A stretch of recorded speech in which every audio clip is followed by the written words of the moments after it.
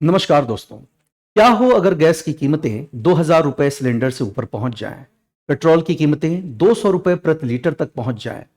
निश्चित रूप में आम आदमी के लिए ये एक बहुत बड़ी समस्या हो सकती है। और मैं ये सवाल आपसे सिर्फ कल्पना के आधार पर नहीं पूछ रहा हूं, बल्कि इस समय ईरान और इजराइल तथा अमेरिका के बीच जो संघर्ष चल रहा है खाड़ी देशों में, और जिसकी वजह से ईरान ने होर्मुज स्ट्रेट को ब्लॉक कर दिया है लंबे समय तक के लिए,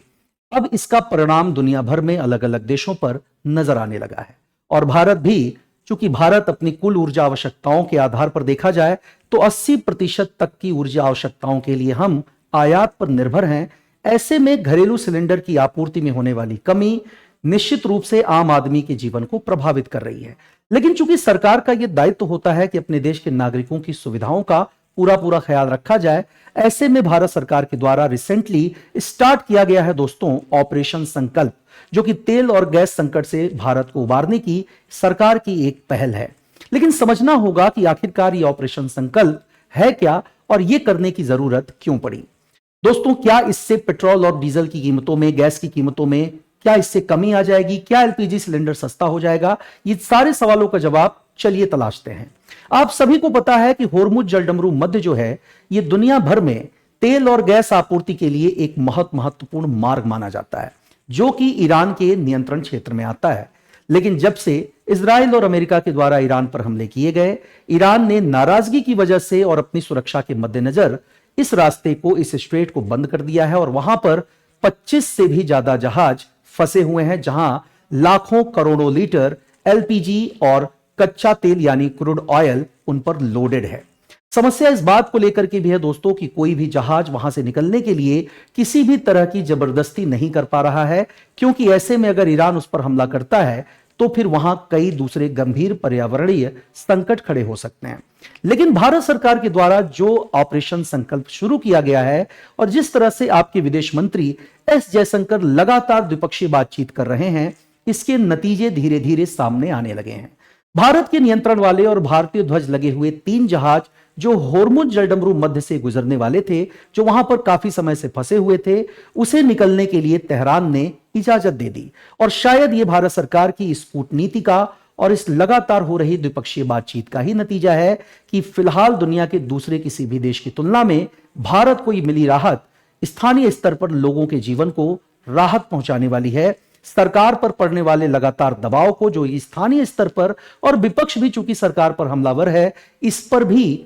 कमी आ सकती है। दोस्तों, हाल के दिनों में आपको यह जानकारी होगी कि शिवालिक, जो कि भारत का एक एलपीजी वाहक पोत है, यह लगभग 40,000 मीट्रिक टन एलपीजी लेकर के सोमवार को ही गुजरात के मुंद्रा तट पर पहुंच चुका है। वहीं दूसरी ओर अगर हम नंदा देवी की बात करें दोस्तों, तो जिस पर अलग से 40 से लेकर 46,000 मीट्रिक टन एलपीजी अपलोडेड है, इस पर उसको भी दोस्तों जल्दी ही भारत पहुंचने की संभावना जताई जा रही है। और तीसरे नंबर पर जग लाडकी का नाम यहां पर है दोस्तों, जो कि संयुक्त अरब अमीरात से करीब 81,000 से भी ज्यादा टन मुर्दान कच्चे तेल को लेकर के रवाना हुआ था। और उस पर चूंकि भारतीय ध्वज लगा हुआ है, तो जल्द ही उसके भारत पहुंचने की संभावना है। यह सारी सफलता विदेश मंत्री एवं ईरान के जो राष्ट्र प्रमुख हैं, ईरान के जो विदेश मंत्री हैं, दोनों के बीच लगातार चलने वाली इस द्विपक्षीय वार्ता का ही नतीजा है कि भारत को यह सफलता मिली है। और चूंकि ईरान ने यह बात स्पष्ट भी किया कि यह रास्ता केवल उन देशों के लिए उसने ब्लॉक किया है जो उसके शत्रु राष्ट्र हैं। चूंकि भारत और ईरान के बीच द्विपक्षीय संबंध लंबे समय से चल रहे हैं और बहुत पुराने और अभिन्न सहयोगी हम व्यापारिक स्तर पर रहे हैं। भारत लंबे समय से अपनी जरूरत का तेल अगर देखा जाए तो 40% तक क्रूड ऑयल हम ईरान से खरीदते रहे हैं, क्योंकि इसकी एक बड़ी वजह यह भी है कि हम ईरान को जो भुगतान करते हैं दोस्तों, वो हम अपनी स्थानीय मुद्रा यानी कि रुपए में ही कर लेते थे, और इसी का फायदा भारत को लंबे समय से मिलता रहा। लेकिन खाड़ी देशों में युद्ध की वजह से जो ऊर्जा संकट खड़ा हुआ है, जिसका शिकार केवल भारत नहीं बल्कि इस वक्त पूरी दुनिया है। क्योंकि युद्ध भले ही अमेरिका और ईरान के बीच चल रहा हो, लेकिन दोस्तों इसकी कीमत पूरी दुनिया चुका रही है। दुनिया के बहुत से ऐसे देश हैं जिन्होंने अपने रिजर्व ऑयल में से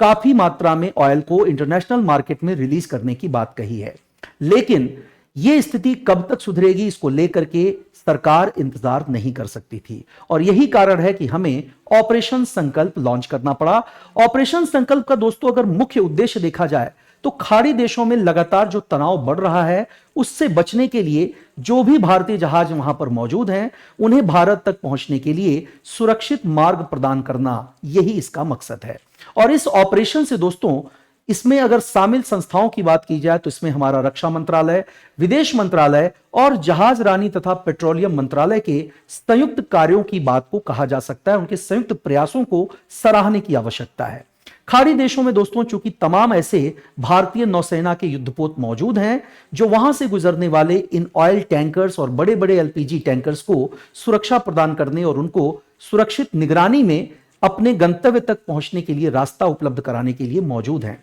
अगर बात की जाए कि इसमें कौन कौन से जहाज भारत के हैं तो दोस्तों इसमें विशेष रूप से आईएनएस सूरत का नाम लिया जाना चाहिए जो कि ओमान की खाड़ी में तैनात किया गया है और ये उस क्षेत्र से गुजरने वाले जहाजों को न केवल हमलों से सुरक्षा प्रदान करता है बल्कि दोस्तों आईएनएस सूरत की अगर स्ट्रेटेजिक वैल्यू को देखा जाए तो इसमें कई विध्वंसक मिसाइलें नियुक्त की गई हैं, इसमें लोड की गई हैं जो कि लंबी दूरी तक सतह से हवा यानी कि सरफेस टू एयर में हमला करने वाली मिसाइलों से भी लैस है। इसमें टॉर्पीडो मिसाइलें भी हैं जो कि सबमरीन्स यानी पनडुब्बियों को भी नष्ट करने की क्षमता रखती हैं। चूंकि लंबे समय से आईएनएस सूरत को कई समुद्री अभियानों को सफलतापूर्वक संचालित करने का लंबा अनुभव है, ऐसे में उसका यह अनुभव भारतीय टैंकर्स, चाहे बात यहां पर हम आईएनएस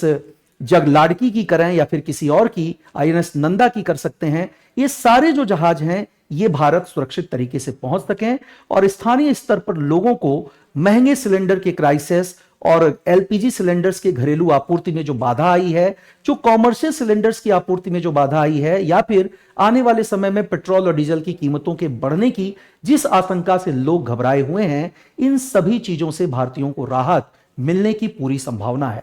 दोस्तों अदन की खाड़ी में भी चूंकि आपको पता है वहां पर समुद्री लुटेरों का एक अच्छा खासा उनका खौफ होता है, तो उनसे निपटने के लिए अदन की खाड़ी में भी भारत के कई युद्धपोत तैनात हैं। विदेश मंत्रालय के अगर आंकड़ों की बात की जाए तो यहां पर भारत के 3 महत्वपूर्ण युद्धपोत तैनात हैं। दोस्तों अगर अदन की खाड़ी की बात करें तो अदन की खाड़ी जो है वो स्वेज नहर और लाल सागर को जोड़ने वाले एक बहुत महत्वपूर्ण समुद्री मार्ग के रूप में जाना जाता है और इस क्षेत्र से जहाजों को अगर भारत गुजरने के लिए हमें सुरक्षा देने की आवश्यकता पड़ रही है तो यह अपने आप में बहुत बड़ी बात है। हम लोग ये जानते हैं कि विदेश मंत्री एस जयशंकर की जो स्ट्रेटेजी है यह निश्चित तौर पर अपने किसी भी पूर्ववर्ती नेता की तुलना में थोड़ी अलग है क्योंकि वो एक ब्यूरोक्रेट रह चुके हैं, इसलिए उनका जो तरीका है वो थोड़ा अलग है। हाल के दिनों में एस जयशंकर ने स्पष्ट किया है दोस्तों कि भारत और ईरान के बीच होर्मुज जलडमरू मध्य को खोलने को लेकर के और भारतीय जहाजों को वहां से निकलने की अनुमति देने को लेकर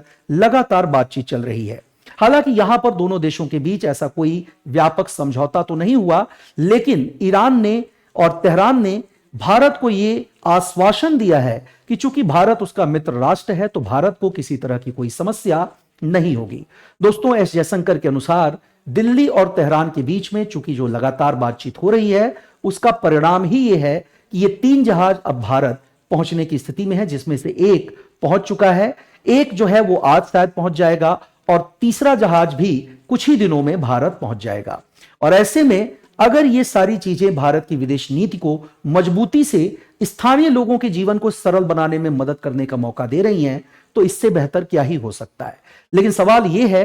कि भाई क्या ईरान और इजराइल के बीच और अमेरिका, जो कि इसमें अगर अमेरिकी विदेश मंत्री की भूमिका देखी जाए, अमेरिका के राष्ट्रपति डोनाल्ड ट्रंप की भूमिका देखी जाए, तो ऐसा लग नहीं रहा है कि यह युद्ध हाल फिलहाल में खत्म होने वाला है, क्योंकि जब से यह युद्ध स्टार्ट हुआ है तब से लगातार दिन ब दिन दोनों तरफ से जवाबी हमले हो रहे हैं।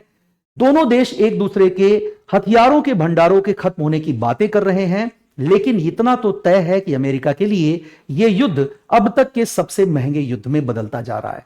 अमेरिका में बहुत सारे हथियार हैं जो दोस्तों अब खत्म होने की कगार पर हैं। ऐसे में डोनाल्ड ट्रंप को स्थानीय स्तर पर भी विरोध का सामना अपने ही देश में अपने ही राजनीतिक पार्टी की तरफ से करना पड़ रहा है। लेकिन आने वाले समय में उनकी क्या रणनीति होगी, क्या होगा भविष्य खाड़ी देश में हो रहे इस युद्ध का, क्या होगा ईरान का, और क्या ईरान इस मामले में पीछे हट जाएगा या फिर अमेरिका को अपने इस फैसले पर अफसोस करना पड़ेगा, और क्या इजराइल इस पूरे मामले में इजराइल का भविष्य क्या है, अपने जवाबों को कमेंट बॉक्स में जरूर बताइएगा। उम्मीद करता हूं कि आपको यह क्लास पसंद आई होगी और ऐसी ही जानकारी के लिए जुड़े रहिए एसएसजी गुरुकुल के इस ऑनलाइन मंच पर मेरे यानी अभिनव श्रीवास्तव के साथ। नमस्कार दोस्तों।